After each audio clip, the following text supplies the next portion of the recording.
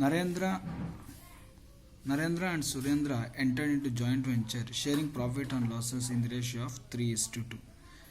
Narendra contributed 60,000. Capital invested contributed by the Narendra is 60,000 and Surendra 80,000. Surendra contributed 80,000.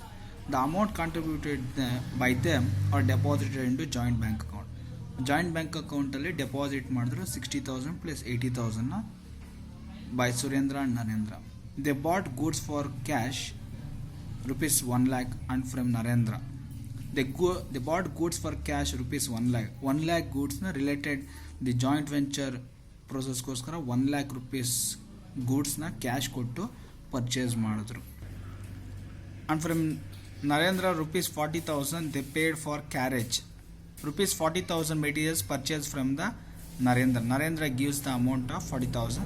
They paid for carriage 7,000, rent 2,000, insurance 3,000 and other expenses 4,000 from joint bank account. Any expenses, these expenses carriage, rent, insurance and other expenses should be paid through the joint bank account. Joint bank account ಇಂದ ಅವರು pay ಮಾಡಿದ್ರು. All the goods were sold for rupees 1,80,000. ಎಲ್ಲ ಗೂಡ್ಸ್ನ sale ಮಾಡಿದಾಗ ಅವರಿಗೆ 1,80,000 income ಬಂತು. ಆ ಇನ್ಕಮ್ನ joint bank ಅಕೌಂಟ್ಗೆ ಟ್ರಾನ್ಸ್ಫರ್ ಮಾಡ್ತಾರೆ. Pass journal entries and prepare necessary ledger account assuming that final amount between the distributed between the parties. Final settlement between the parties was made by cheque ಅಂದರೆ through joint bank ಅಕೌಂಟಿಂದ ಇದು ಮಾಡಿ. Here, fourth question answer. First, amount deposited or contributed by the co-ventures.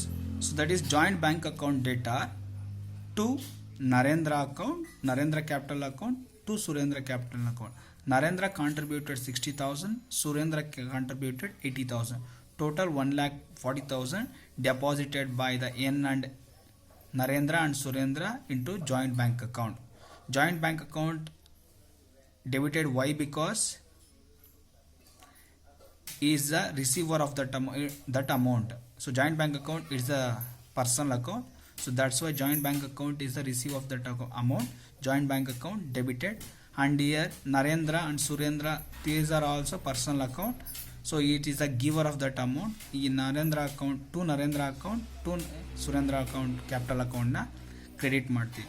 ಯಾಕಂದರೆ ಇವರು receiver ಆಗ್ತಾರೆ, ಇವರು giver ಆಗ್ತಾರೆ. ಅದಕ್ಕೋಸ್ಕರ ಗಿವರ್ ಆಗಿರೋರನ್ನ ಕ್ರೆಡಿಟ್ ಮಾಡ್ತೀವಿ, ರಿಸೀವರ್ ಆಗಿರೋರನ್ನ ಡೆಬಿಟ್ ಮಾಡ್ತೀವಿ. Being amount contributed. Next materials purchase for cash. Joint venture accounted are to joint bank account. So ಇಲ್ಲಿ 1 lakh rupees ಮೆಟೀರಿಯಲ್ ಪರ್ಚೇಸ್ ಮಾಡ್ತಾರೆ. Next entry, they bought goods for cash rupees 1 lakh. So ಆ cash 1 lakh ಕೊಟ್ಟು materials purchase ಮಾಡೋದು. ಅದಕ್ಕೆ entry joint venture account debtor to joint bank account rupees 1 lakh. So entry ಬಂದು joint venture account debtor to joint bank account. This is being brought goods for cash. And then next to 40,000 Narendra for 40,000 goods ನ ನರೇಂದ್ರ ಕೊಟ್ಟಿದ್ದಾರೆ. So Narendra ಕೊಟ್ಟಿರುವಂಥ ಒಂದು amount ಎಂಟ್ರಿಗೆ joint venture account debtor to N's capital account 40,000. ಯಾಕೆಂದರೆ materials provided by the N, so N is the giver of that amount. So N capital is always credit. Why? Because it is a giver. Joint venture the expenses we should be debited. Joint venture account debtor to N's capital account 40,000. Next, expenses paid by the co-ventures or a joint ventures through joint bank account. Expenses ಏನೇನು ಅಂದರೆ carriage 7,000, rent 2,000, insurance 3,000 and other expenses 4,000 paid through joint bank account. So entry ಬಂದು joint venture account data to joint bank account. So here 16,000 total expenses like 7,000, 2,000, 3,000 and 4,000 ಇಷ್ಟನ್ನ some up ಮಾಡಿದ್ರೆ ನಮಗೆ 16,000 ಬರುತ್ತೆ. Total expenses paid through joint bank account. Next entry yearly. So all the goods R sold of rupees 1,80,000. So goods are sold by the joint venture firm we are receiving the 1,80,000 amount through joint bank account. Joint bank account ಗೆ amount ರಿಸಿಪ್ಮೆಂಟ್ ಆಗುತ್ತೆ. So joint bank account it's a income. Joint bank account debtor to joint venture account 1,80,000 being goods sold. So next entry, the amount distributed or joint venture profit or loss ascertained with help of these entries, and then that profit or loss distributed to the joint co-ventures. Next, calculation of profit or loss. Total joint venture debit balance 1,56,000. So total debit balance ಯಾವ್ದಾದ್ರು ಬರುತ್ತೆ ಅಂದರೆ 1 lakh and then 40,000 and then 16,000. Total 1,56,000 ಬರುತ್ತೆ. and then credit balance ಯಾವ್ದು ಬರುತ್ತೆ ಅಂದರೆ so here contract price 1,80,000 ಮಾತ್ರ ಬರುತ್ತೆ. So joint venture ಯಾವುದು ಕ್ರೆಡಿಟ್ ಆಗಿದೆಯೋ ಅದು ಕ್ರೆಡಿಟ್ ಬ್ಯಾಲೆನ್ಸು. ಜಾಯಿಂಟ್ ವೆಂಚರ್ ಯಾವುದು ಡೆಬಿಟ್ ಮಾಡಿದ್ದಾರೆ ನೋಡಿ ಇಲ್ಲಿ, joint venture 1,50,000 1 lakh plus 1,40,000 plus 16,000 total add ಮಾಡಿದ್ರೆ ಡೆಬಿಟ್ ಬ್ಯಾಲೆನ್ಸ್ 1,56,000 ಬರುತ್ತೆ.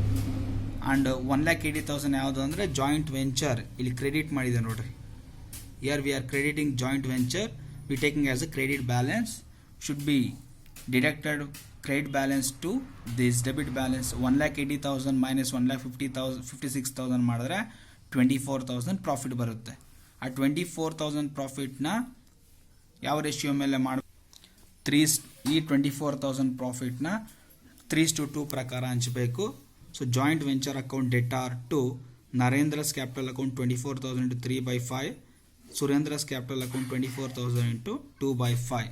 So 14,400, 9,600, total 24,000.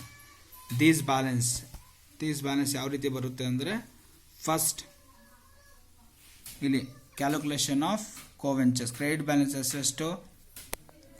ಸೊ ಈ ಎಂಟ್ರಿನ ನಾವು ಫಸ್ಟು ಈಸಿ ಮೆಥಡ್ ಏನು, ಫಸ್ಟ್ ಈ ಎಂಟ್ರಿನ ಬ್ಲ್ಯಾಂಕ್ ಬಿಟ್ಕೊಳ್ಳಿ. After completing of coventurers account ಏನೇನು ಬ್ಯಾಲೆನ್ಸ್ ಬರುತ್ತೆ ಅದನ್ನು ನಾವು ಇಲ್ಲಿ ಟ್ರಾನ್ಸ್ಫರ್ ಮಾಡ್ತೀವಿ.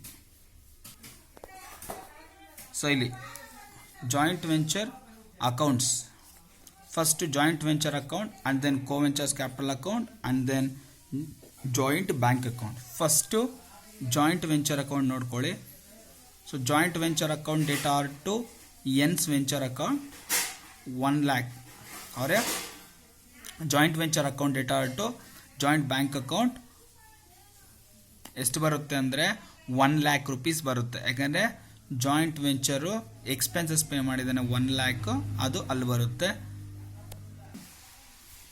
ಇಲ್ಲಿ joint bank account and N's venture account ಎರಡು ಸಮ್ ಅಪ್ ಮಾಡಿ 1,40,000 ತೊಗೊಂಡಿದ್ವಿ. ಅದರ್ವೈಸ್ ಸಪ್ರೇಟ್ ಆಗಿ ತೊಗೊಬೋದು. ದೇರ್ ಇಸ್ ನೋ ಪ್ರಾಬ್ಲಮ್ ಅರೇಜಸ್ ದ 2 entries ಆರ್ 1 entry. 1 entryನ ಮಾಡ್ಬೋದು ಅಥವಾ 2 entries ಮಾಡ್ಬೋದು.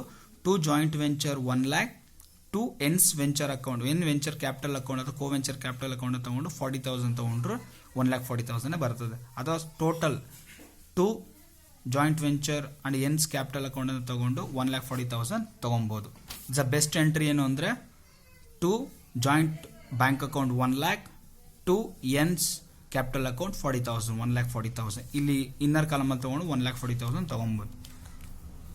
Next joint venture account debtor to joint bank account 16,000 expenses paid.